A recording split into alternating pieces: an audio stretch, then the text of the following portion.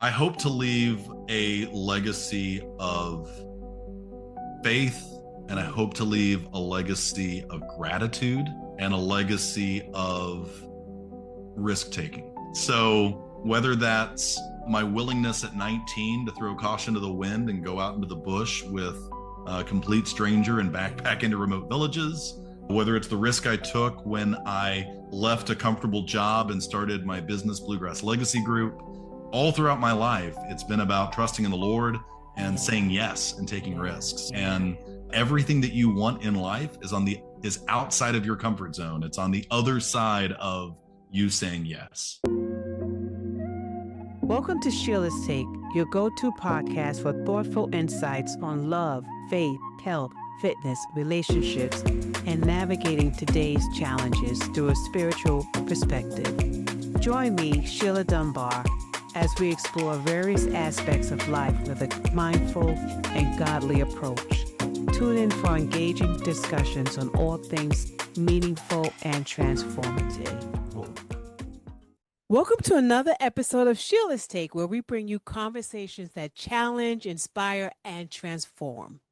Today, I am so thrilled to introduce Kyle Gabhart, a man whose life took an unexpected turn when at just 19 years old, he left the comfort of southern Texas for the wild terrain of southern Africa. That pivotal experience, which Kyle details in his upcoming book, The Canteen, became the catalyst for his lifelong mission of trading comfort for calling and control for faith. Kyle joins us today as a speaker, strategist, and what he uniquely describes as a legacy guide. What I love about Kyle is his ability to move seamlessly between deep vulnerability and practical wisdom. Please join me in welcoming Kyle Gabhart to Sheila's Take. Welcome, Kyle. How are you? I'm terrific, Sheila. Thanks so much for having me on. And I just want to say, I live in Pennsylvania, but I am a New York native, so I have a little accent when I say certain things, and people make fun of me. So I just want to let you know, if your name sounds a little strange at times, it's the New York accent. I haven't really lost that yet. Not a problem at all. Years ago, we were in New York for Macy's Day Parade, and we stopped at a Starbucks. My wife really wanted some iced tea, and she ordered iced tea with extra ice. And the person looked at her like, "I'm sorry." And I had to translate that what she meant was ice, as in the frozen cubes, because the way that it rolled out was as, because she's from Amarillo, which is even more Texas than where I'm from. Wow. All right. So I don't feel so bad. Yeah, for sure. So Kyle, let's talk about your journey. Your journey began, you left Texas for Southern Africa at 19. I did. What was going through your mind when you made that decision? I mean, really, well, I'm like most people at that age, they're out partying and doing things. What made you want to go to Southern Africa at 19? Oh, my goodness. Such an interesting question. I was young and foolish. I didn't know enough to stay away from risky situations. I grew up in the church. My dad was a preacher. He was in the pulpit for 30 years. So I certainly had a strong example in that regard. And as I was talking with the missionary, John, based in South Africa, who I had the pleasure of spending some time with, our church had been supporting him for years. He was in the States going around giving updates, and he was just describing the adventure of Africa and the opportunity of being able to serve people. And something in my spirit was stirred by that. And I said, sign me up. Gotta go. I want to go. Oh, okay. So how did that experience in Africa fundamentally change your worldview? So you're telling me we've got 4 hours to talk. Okay, perfect. Yes, definitely 4 hours. I mean, goodness gracious, not a day goes by in the last 26, 27 years that I don't think about Africa, the lessons that I learned, the ways the Lord shaped me. Wow. I mean, it was everything from coming to understand what a staple food meant, Mm. to not being able to depend upon, just fundamental safety measures. I mean, I was in South Africa, spoke at a church on a Sunday morning. Every single man in the auditorium was packing heat, had a sidearm. Wow, There were really? two people posted at the back with rifles. They had the doors to the church open, and the guys with rifles were focused on the parking lot because their job was to make sure that no vehicle got hijacked. And that was on a Sunday morning at church. Wow. Oh my goodness. And so my notion of safety, my notion of the simple suburban life that I had come to expect and been raised in was all thrown out. The first night I was in the bush in Zimbabwe, the town elder, the village elder, was Mm-hmm. speaking through my translator and explaining fairly casually that elephants are trampling all of their crops. What the elephants leave, hordes of ants are eating. And his nephew had gotten too close to the river 6 weeks ago and Mm-hmm. was snatched by a crocodile.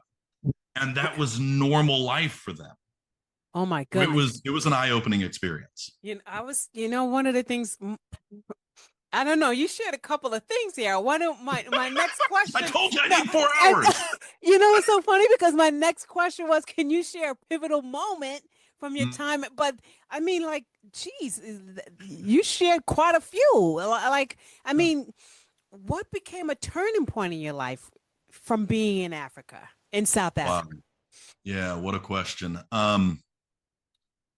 By far and away, it would be recognizing that in the West, in the States, in Europe, and so forth, right? And um, we live in this mindset of what I call an illusion of self-sufficiency.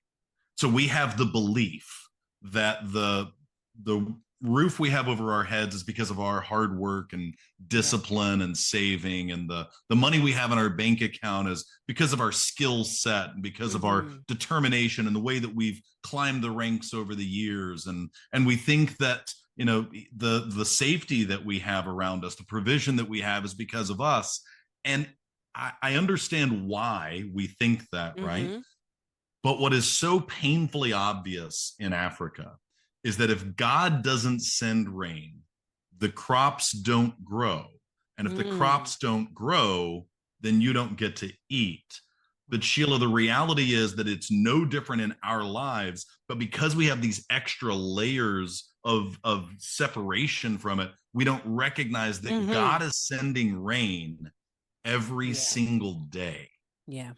And so the conversations you have with people, the relationships with people to begin with, the roof over your head, the money in your bank account, your job, your connections, your skill set, your education, the fact that you live in the country you live in, like all of those things are gifts and are examples of him sending rain into your life.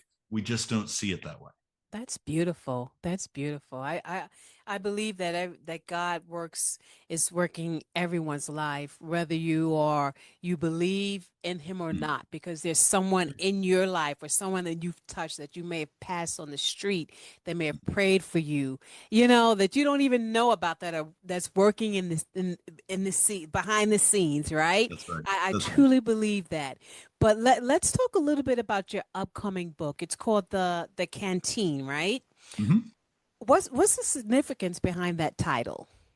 I appreciate that question. So it is the book that's right over my shoulder I there. see it. It's also For right those here. of you who are not watching the video, go watch the video so you can see the book. It's I see it, the Yeah. Canteen. Yes. What's the significance behind that title? Yeah, so I'll describe it without giving away sort of one of the really pivotal stories in the book. But Okay. there was a lot of hiking. So we were in Zimbabwe. I was with a native translator. His name was Peter. He was 22. Mm-hmm. He was a native of the area, and he was the one taking me around. When you hear about a young person going on a mission trip, normally the visual that comes to mind is like 30 or 40 people going around as a herd, staying in Yes. hotels. This was me and a native translator backpacking into remote villages. Really? I had my gear on my back, including a tent and food and supplies. Like I would set up a tent each day. I would sleep on the ground.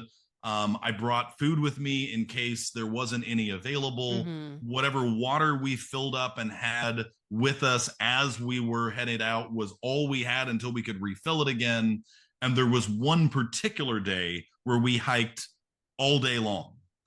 And it was pretty strange, actually. My translator, my guide, Peter, who Mm-hmm. grew up and knew this area like the back of his hand and had been to this village multiple times, got lost. Really? And in hindsight, I think it was part of the Lord's plan to teach me something, right? Because I'd come to, lean on and expect that we could kind of plan everything out the way it Mm-hmm. was going to go. Yeah. And those plans got thrown out the window.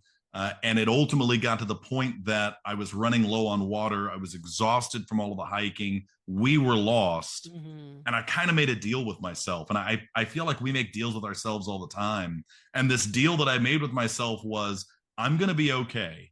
I'm not going to die on this mountain. Everything's going to be fine. Not because I trust in God, but because I'm trusting in the little bit of water that's left in my canteen. Mm-hmm. And that's why I'm going to be all right. Is I'm going to be able Yeah. to take care of myself. I'm going to be able to be my own savior, as it were. And through a series of events, the Lord forces me to release that canteen, no longer have that as a source of dependence, and then fall completely on Him. Mm-hmm. And so that's why it's called the canteen. And metaphorically, every one of us has a canteen. Every one of us has something we're gripping onto and relying upon for our salvation. Mm-hmm. And maybe it's your skill set, maybe it's your background, Yeah. maybe it's your network of relationships, maybe it's the money in your bank account, maybe it's the number of followers you have on social media, but there's something that you're clutching onto and you're like, this is why I'm going to be okay. Yeah. This is what's going to get me to that next stage in life. And the book is really about how to come to grips with that, how to release, how to empty that canteen. Because once your canteen is empty, then He can fill you up with what you really need. You are answering my questions before I ask the questions. You can't do that, Kyle.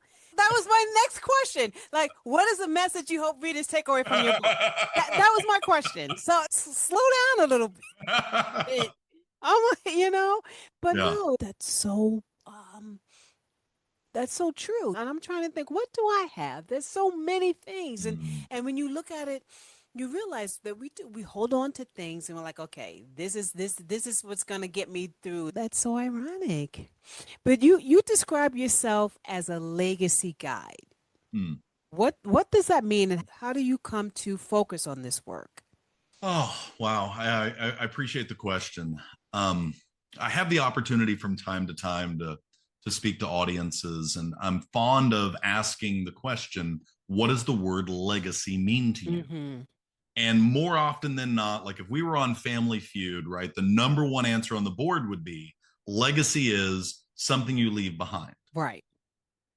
And I share with folks, then I say, look, I think that's a valid way of understanding legacy, but I think it's missing something. Because if legacy is simply something you leave behind, then it's like you're walking out the door, you're tossing it over your shoulder, and you're hoping that the next generation catches it, that they know what to do with it. And you just have to rely upon, well, hopefully my kids, or hopefully the church, or hopefully the organization that I poured things into over the years, or left some money to, like, I just hope that they know what to do next with that thing I'm handing off. But when you shift from leaving a legacy to living a legacy, then it gives you the opportunity to mold it and shape it and mentor and guide the impact that you're aiming to make with your life and with your talents and your resources.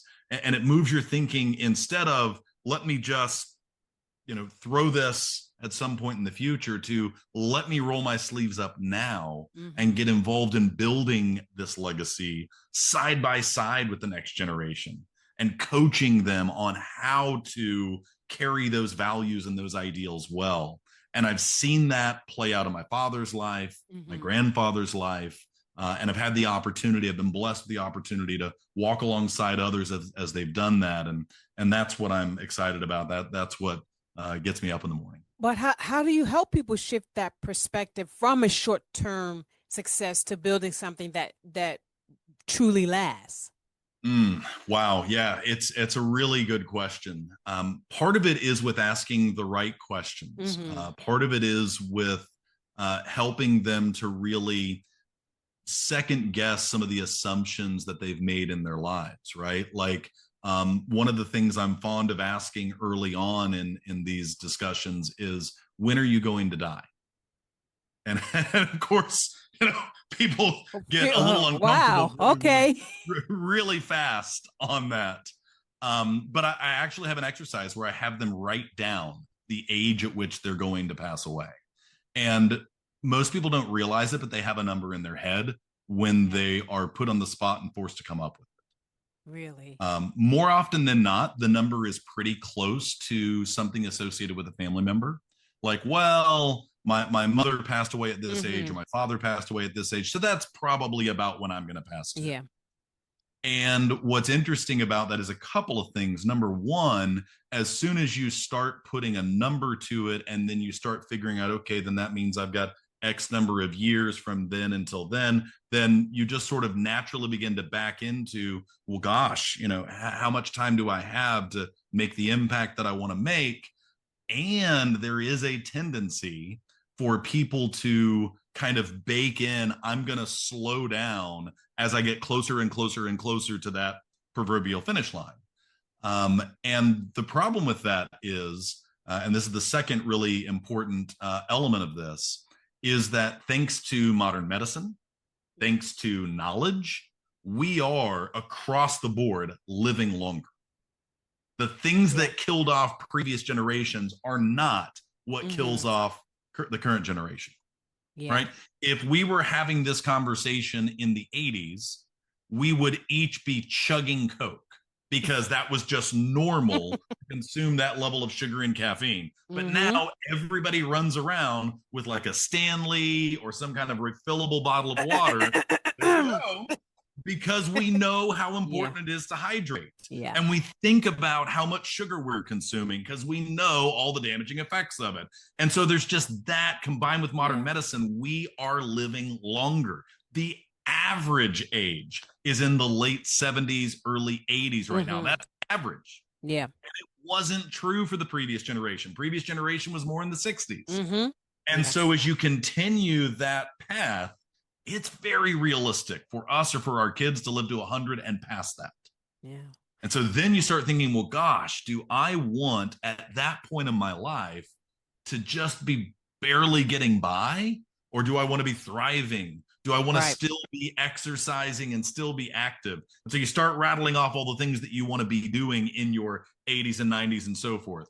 And the funny thing is, if you're living that active in your 80s and 90s, living well into and past 100 is not unrealistic. Right. So now your timeline stretches, and anyway, it continues to go and evolve from there. But it's getting people to critically think about their future. But what's some of the common obstacles you see preventing people from building meaningful legacies? Scarcity mindset, number one. Really? Fundamentally, people think in terms of what they don't have, whether that's money or time or skill set or opportunities. They just have a limited thinking. They defeat themselves before they even start. And so a scarcity mindset, a defeated mindset would be the number one thing. The number two thing is just not knowing what it looks like to build out a legacy-oriented path. And to that, I would say you are the average of the 5 people you spend the most time with. And so if you find that the people in your circle of influence that you spend the most time with aren't thinking in terms of legacy, aren't thinking in terms of improving and growing and evolving over time, then change your circle and find folks that are going to help drive you to become the best version of yourself. One of the things I will talk about on a regular basis is like-minded people. You have to be around like-minded people because they will push you, they will keep you accountable. One of the ladies that I used to follow, well, I still follow her. She used to say, I don't want to hang around with people where I'm the smartest person in the bunch. I Mm, want to hang around with people who are smarter than me. And that's true, right. because you grow, and they push you. And but you have to be like-minded, and Absolutely. I love that. I love that so much. But how do you balance vulnerability and practical guidance in your own life? Oh, that's tricky because some people aren't comfortable with you being vulnerable, right? So Yeah. you have to make sure that you're in a well-established, safe Mm-hmm. relationship where it's even okay for you to be vulnerable, where it's Yeah. okay for you to be your authentic self. So that's part of it. But then the other part of it is you just have to, get to the point that you're okay with presenting a less than perfect version of yourself, and so that level of humility, that level of confidence can take a little getting used to find a place where you're all right with not presenting that perfect image of who you imagine people want you to be, and Mm-hmm. instead show up as your authentic self and be okay with the fact that that may be different than what people were expecting, or more often than not, what you thought they were expecting you to be. Right? Too often we cage ourselves in based off of perception of what we think people are looking for Yeah. instead of just being ourselves. Yeah. Yeah, that's true. What kind of practices have helped you maintain your sense of calling when you are Mm, faced with challenges? that's such an important question. Number one for me is journaling. So I journal on a regular basis. Mm-hmm. It helps me to get my thoughts out. It helps me to connect with the Lord. And so journaling is really important to me. Then hand in hand with that is Bible study. Mm-hmm. And so that's been a really important practice for me. But secondly, something that I implemented just a few years ago is on a quarterly basis, I do a retreat. And normally, when you hear that term, you think in terms of like a whole group of people going off Yeah. and spending some time, laying out their leadership goals or what have you. I do a retreat with myself, Really? How, by myself. okay, how does that work? How does that work? So 4 times a year, Mm-hmm. I carve out 3 days, and Okay. the first day, all I do is just tie off any open threads, any tasks I had on my plate, anything that's going to take up mental real estate. I get it done. I get it handed off to Mm-hmm. my team. I get it finished so that I can think clearly. So I just clean up loose ends on that first day. And then Okay. maybe that evening, I'll do something like, go for a walk, have dinner, go exercise. I've done a massage before. So just like something just for me, right? And that's kind of my transition then. Then day two is exclusively focused on reviewing the past quarter, both personally and professionally. Mm-hmm.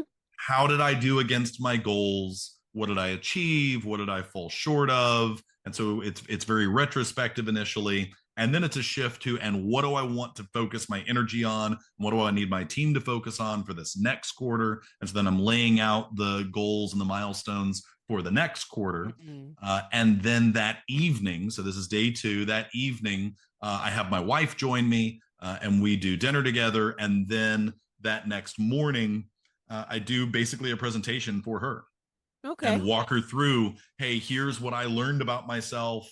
Here's what I learned about the business. Here's where we're going in the next quarter, and get her input on it and get her alignment with it.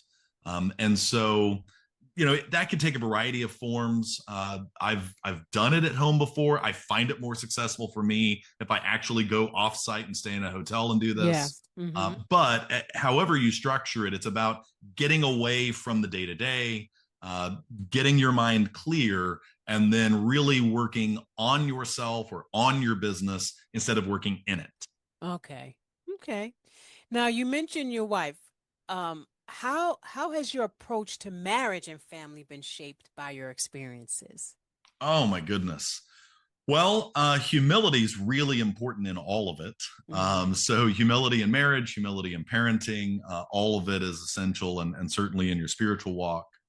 It is often overlooked how important it is to integrate your marriage with your professional life, Mm-hmm. especially if you're a business owner. Mm-hmm. Far too often, I see people kind of segregate it and kind of create this little box over here of like, I'm going to keep the professional stuff, I'm going to keep the business stuff Yeah. over here, and then here's my personal Mm-hmm. relationship. And it's so important to integrate those things and include your spouse in it.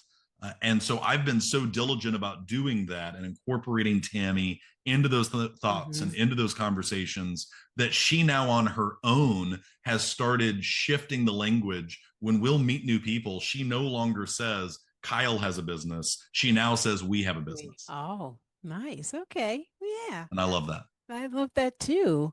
Because you've always heard and don't mix business with pleasure and Right. that nonsense. But I think the most successful businesses are the ones, especially if you're married, Mm-hmm. when you do it together as a couple, right? Agreed. For sure. Yeah. Um, let's talk about trading comfort for calling. What does Mm. that look like in everyday life? Oh, goodness. We have an unhealthy drive towards comfort. And in and of itself, I recognize the benefits and there is a need for it, right? So remember the Sabbath and keep it holy. Right. Having a day of rest, right? God worked for 6 days in creating the Mm-hmm. earth and then he rested. So that example is there. And I think taking time away is helpful. We see all throughout the Gospels, Jesus pulls himself away from the crowds and spends some time to refresh. And so I Right. think that concept of refresh and recovery is crucial. As a society, we need to encourage that. But the degree to which we tend to pursue comfort, I believe, is unhealthy. From a daily perspective, it looks like us pouring ourselves into recreational activities or movies or entertainment Mm-hmm. as a form of escapism. Yeah. On a broader perspective, it looks like us really idolizing that notion of I can't wait until I quote retire and then I can just be on vacation for the rest of my life. And Yeah. I'm going to fish and I'm going to golf and I'm going to garden and I'm just going to kick back and relax Mm-hmm. for the rest of my life. And I've actually had the opportunity to walk alongside a lot of folks that have tried that and then they find it's hollow. Yeah. Some can make it a couple of months, some can make it a year, Mm-hmm. but at some point they're like, is this all there is to it? Yeah. Has to be more. There has to It be. has to be more. Yeah. Yeah. How do you advise people to recognize when they're choosing control over faith? Ooh, wow, that's a tricky question. Um, Anytime you encounter a difficult situation, Mm-hmm. whatever you turn to next is your God. Ooh. Ooh. So for some, that is, oh, I had a tough day. I need a drink, Yeah. right? For others, oh, I had such a difficult day. I need to go on a run. Mm-hmm. For some, it's I just need to sit down and plug into the TV or scroll social media or whatever, right? There's all kinds of outlets. Hmm. But the first one really and truly ought to be I need to humble myself and I need to pray. Yeah. And anything that you're inserting instead of that is your God and has become an idol. Wow. You really you don't think of it that way because honestly, I'm one of those people. I get Oh, it. and I I'm get like, it. oh my goodness, what a day. I just want to relax, and release. That should be, let me spend time with God. But we don't, wow, you don't think that way. Oh my goodness. And that Kyle, come on. that physical or emotional release into music or into I need to take a dip in Yes. the pool or I need to go on a run, like there's nothing inherently wrong with that, Right. but it shouldn't be the first place you First. turn. Yes. Yes. Yeah. Ooh, wow. What's one thing you wish more people understood about creating a life of purpose? Mm. The thing I wish they understood is that you can start on it today. You Mm-hmm. don't have to wait till someday, right? Oh, I just got this project right now, or the kids are young, or there's just a lot going on, or we're just trying to Yeah. get out of debt, or I just need to get that next promotion, or once I retire, or insert whatever. Yeah. You don't have to wait until someday to live a life of purpose. You can start doing it today. Mm-hmm. And it might be small steps you're taking today, and it might only be a fraction of your time and energy that you can put towards it. But to start living a purposeful life, to start living a legacy now, Yeah. will make such a huge difference down the road. It will Mm-hmm. allow you to more effectively focus your energy once you have more of it. And quite frankly, we're not promised tomorrow. No, we're not. We're definitely not. Oof. We're definitely not. Oof. For my listeners who are feeling stuck in the Mm. comfort zones, because we all get into those comfort zones. What's one small step they could take today? Mm. Ooh, great question. So if you're stuck in a comfort zone and you want to take a step out of that, Mm-hmm. I would say find someone in your life that is willing to speak truth to you and Mm. ask them in what way you're playing it safe. And that could be your spouse. Yeah. It could be a close friend. It might be a pastor. It may be a business partner, but ask them where you've taken your foot off the gas, but also be ready for what they're prepared to tell you. Oof. Yeah. You might not want to hear it. That's a lot of times we ask the question, but we really don't want to hear it, the answer. We want you to give us the answer we want. And sometimes it's difficult to hear. What's Yep. the legacy you personally hope to leave? Mm. I hope to leave a legacy of faith, and I Mm. hope to leave a legacy of gratitude Yeah. and a legacy of um, risk taking. Ooh. So whether that's my willingness at 19 to throw caution to the wind and go out into the bush with a complete stranger and backpack Yeah. into remote villages, or whether it was the risk I took when Tammy and I got married and we instantly went from each having 3 kids to collectively having 6. We had Mm. primary custody of all 6 kids, all 8 of Yeah. us under one roof, all in an instant, ages 2 to Mm-hmm. 10. Whether it's the risk I took when I left a comfortable job and started my business, Bluegrass Legacy Group. Uh, all throughout my life, it's been about trusting in the Lord and saying Yeah. yes and taking Yeah. risks. Yeah. And everything that you want in life is outside of your comfort zone. It's on the other side of you saying yes. What are you grateful for, Kyle? I'm grateful for you. I'm grateful for this opportunity to Thank talk and you. to connect with whomever might be listening. And I would say overall, I'm grateful for technology and the ability that we have to Yes. connect with people that we otherwise wouldn't have. Mm-hmm. Because quite frankly, there's no other way I can imagine that you and I would have connected, nor that we would have the opportunity to share this message with the tens or hundreds or thousands of people that will hear it, Mm-hmm. except for the wonders of technology. And That's so right. gets a bad rap because humans do misuse technology in a lot of ways, but it's pretty remarkable and I'm grateful for it. Yes. Oh, ooh. Well, Kyle, first of all, I thank you. I'm going to start taking some risks. You're giving me some inspiration here. I'm going to start taking some risks. I don't know what it is yet, but That's the but first I'll step. That's the first step. that's what I'm going to start doing. Love it. Um, where can my audience connect with you and learn more about your work? Yeah, I appreciate that question. So it's real simple, KyleGabhart.com. So Mm-hmm. KyleGab as in boy, HART.com. And that links to the books, it links to my speaking, it links to all the various projects and endeavors that I have. And then, of course, we do have the new book coming out, The Canteen. So that's canteenbook.com.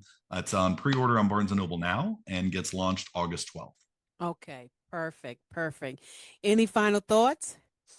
Oh, my goodness. I would just say that you have no idea what's possible when you stop relying on yourself and start relying on the Lord. And so take the risk, take the plunge, because he loves you and he has some amazing things in store for you. Ooh, thank you so much for that. That's a word right there. You sure you're not gonna start preaching soon? You sure you're not? Are you sure Can now, I get Kyle? a witness? Come on now. Well, I don't know about you, but I am walking away with so much to think about regarding what truly matters in building a meaningful legacy. And Kyle, I thank you so much for sharing your journey with me, my listeners, your stories and insights about trading comfort and control for faith have really given me something to reflect on, given us all something to reflect on in our own lives. To my listeners, for those of you inspired by today's conversation, like Kyle said, you can learn more about his work and pre-order his upcoming book, The Canteen. Kyle, please make sure that you send me the links so I can put them in my show notes. You bet. And Kyle, you're also available for speaking engagements, right, and things like that. Absolutely. Yeah, so we'll make sure to include those details as well. Perfect. If today's episode resonated with you, please take a moment to share it with someone who might benefit from hearing Kyle's perspective. And as always, if you like this, please subscribe. This helps us to get more listeners. But again, thank you, Kyle, for being on my program. Until next time, this is Sheila's Take, and I encourage you to consider Kyle's invitation to examine where you might be choosing comfort over calling in your own life. Sometimes the wilderness, whatever form it takes you, is exactly where the most important growth begins. So thank you for listening, and please enjoy this episode. And until next week, blessings.